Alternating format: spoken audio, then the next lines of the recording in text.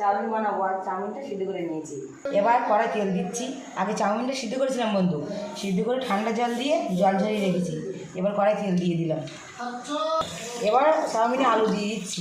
তোমরা হয়তো অনেকে আলু দাও না, সরু সরু করে আলুগুলো দিয়ে দেখবে, টেস্ট অন্যরকম লাগবে।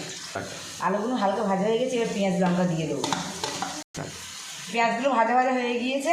এবার আমি আলাদা করে আর ডিমটা ভাজবো না, আমি মাঝখানটাই দিয়ে দেবো।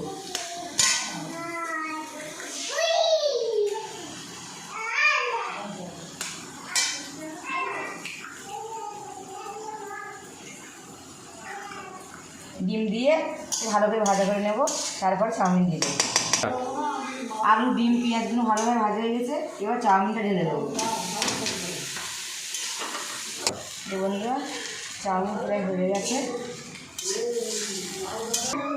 এবার চাউমিন রেডি হয়ে গেছে, এবার আমরা পরিবেশন করবো।